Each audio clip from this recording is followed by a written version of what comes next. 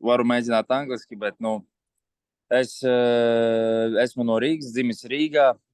Savas karjeras gaitas, ne karjeras, bet futbolu sāku spēlēt no 6, 7 gadiem, starp citu Audā, kur es tagad spēlēju.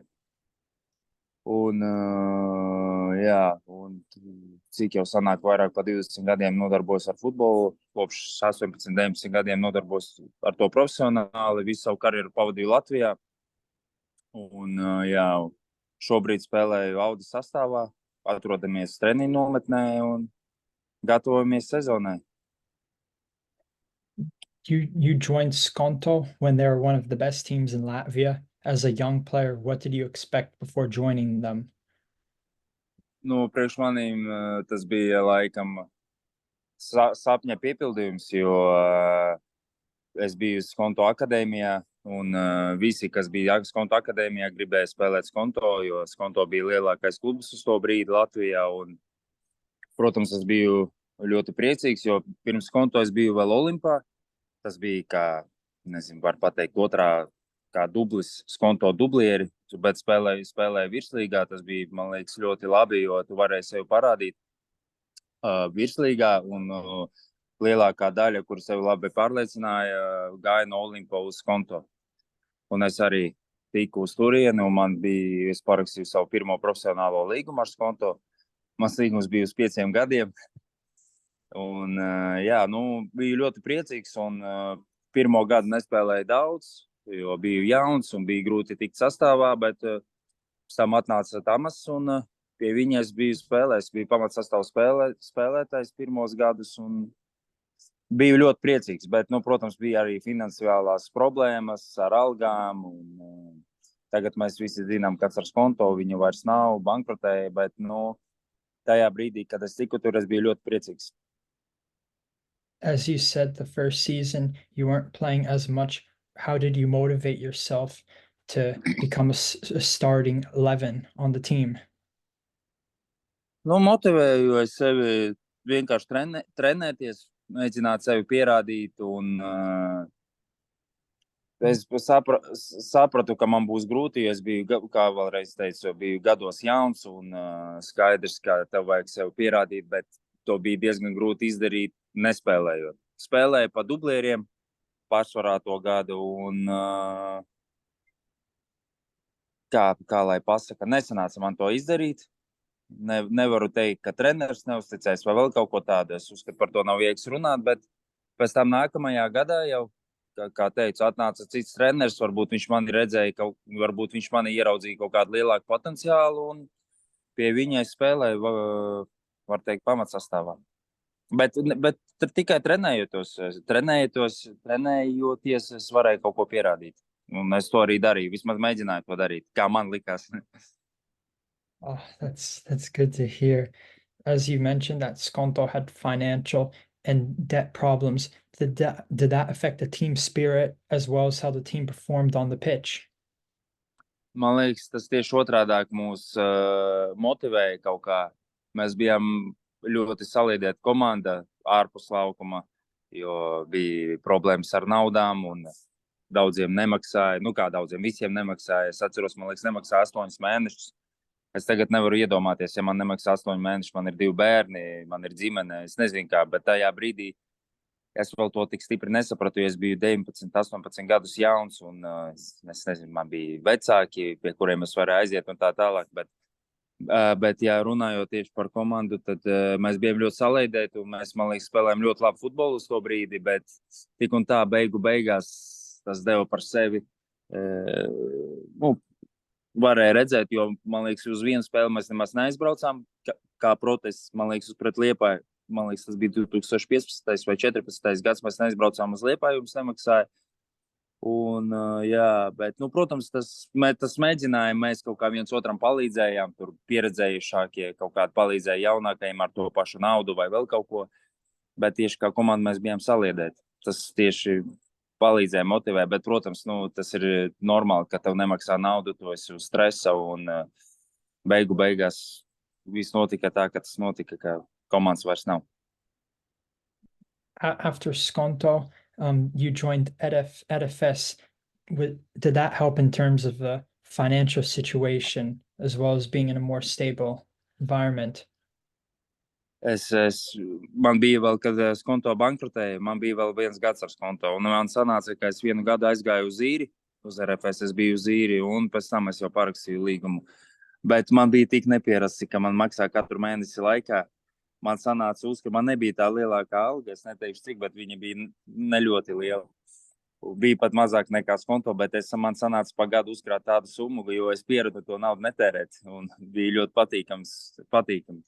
Bet nē, nu jā, bet, protams, bija liela starpība, ka tev maksā stabili, un, protams, uzreiz tev nav tās lielās problēmas ārpus laukuma, kad ārpus laukuma viss ir kārtībā, tu vairāk koncentrējies tieši uz futbolu, un, protams, arī uzreiz tavs performances uzreiz ir labāks un kvalitatīvāks, un tas bija ļoti, uzskatu, manā karjerā, man liekas, tas bija ne tā kā lielākais izrāviens, bet labākais pavērsiens, kas varēja notikt ar mani.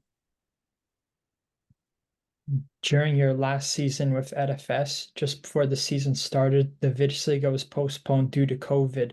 What was that experience like, and what did you do to stay in shape? Jā, es atceros, man liekas, mums nākamajā dienā bija jāspēlē, un mums pateica, jā, ka čempionāts tiek atlikts uz kaut kādu laiku. Mēs bijām, protams, šokēti, jo sākumā neviens neuztvara to Covidu nopietni. Skaidrs, ka viņi tur visur par viņu runāja, ka tas ir bīstami un tā tālāk, bet mēs to neuztvērām nopietni, un pēc tam, kad sapratām, ka pirms mūsu čempionāta, kad viņu pārlika citus čempionātus, jau sāka atcelt arī visā Eiropā, un mēs sapratām, ka tas ir nopietni, un kad atcēl, jā, mums sūtīja programmas, mēs strādājām individuāli, nolādējām visādas programmas, kur parāda, cik tu noskrēji, un tā tālāk sūtījām savam fiziskās sagatavotības trenerim. Mums bija individuāli treniņi, trenējāmies katrs mājās, kurš mežā, kurš mājās, kurš dzīvoklī, kurš kur varēja, jo mēs nevarējām kopā trenēties. Es nezinu, cik varbūt mēnesi, pusotru, 2 mēs trenējāmies katrs, bet tas bija tā dīvaina sajūta, it kā tev jāspēlē čempionāts, bet tev nevar spēlēt, un tu vienkārši viens neredzi ne komandas biedrus nevienu, bet trenējies individuāli.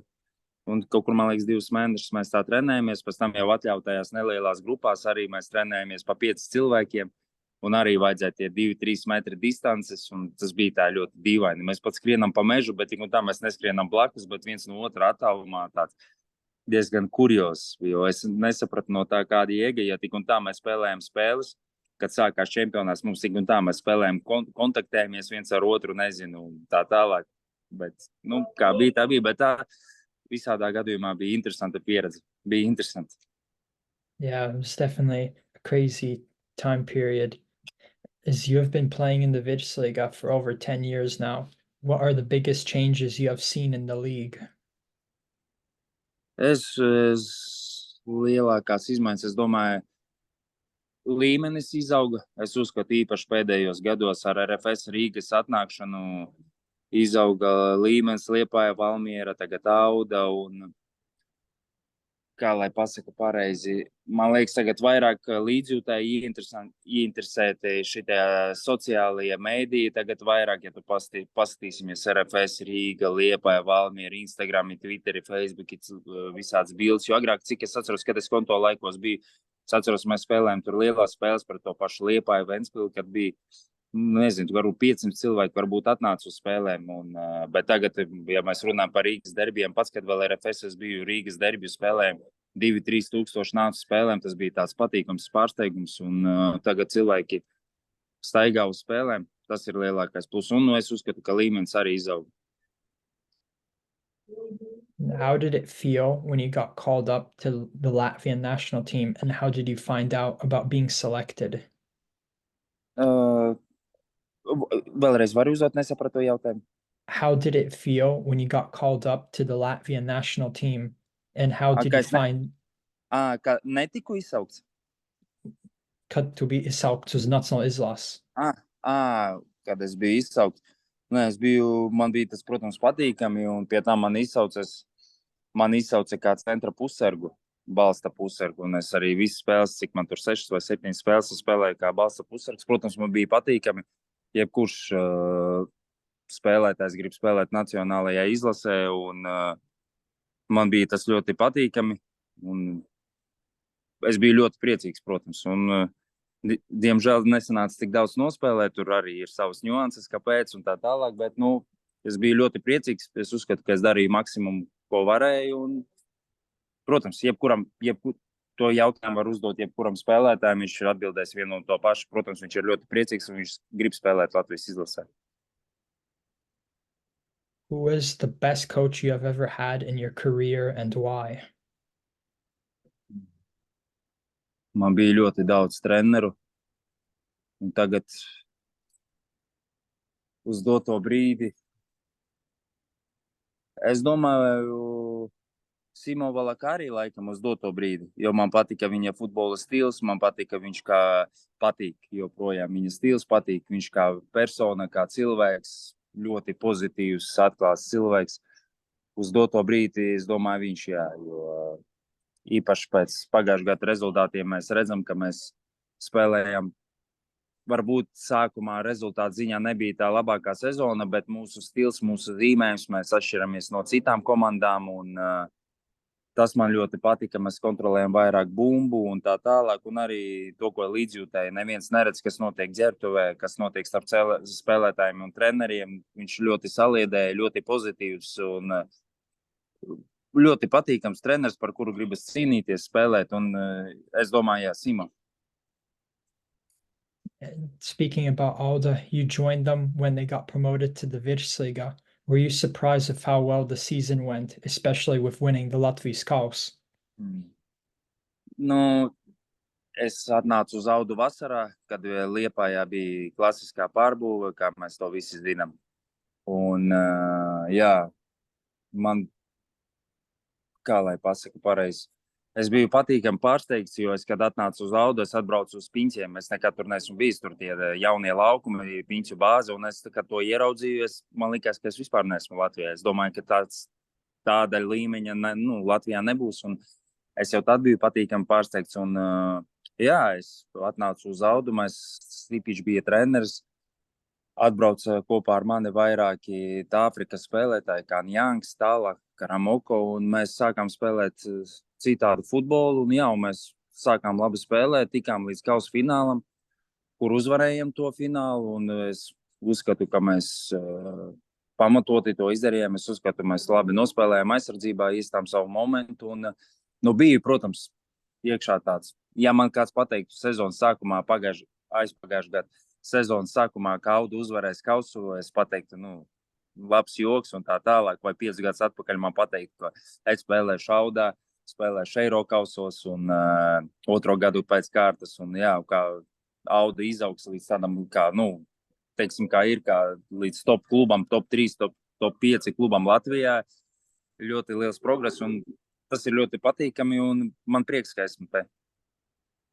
Yeah, Alda have been doing very well recently. And the last question, as Alda hired Felipe Almeida as the new coach, how's it been with him as the manager so far? Priekš manīm Filipe, es jau ar Edmundu Naviski runāju, es viņam tur ierakstīju balziņu, un es teicu, ka es vienkārši godīgi pateikšu, vienkārši es atbildēju, ka Simo ir labākais treneris, ar ko es biju strādājis, bet es domāju, ka varbūt nākotnē tas būs Filipe, jo var redzēt, ka tas ir cits līmenis, un te viss nav nekādu sīkumu treniņu procesu, ārpus treniņu, disciplīnas momenti un tā tālāk, un kādu spēli viņš prasa no mums, var redzēt cits līmenis, un tāds vairāk Eiropas futbols. Es tagad neatklāšu, ko un kā mēs spēlējam, to gan jau jūs čempionātā redzēsiet, bet, patīkami pārsteigts, un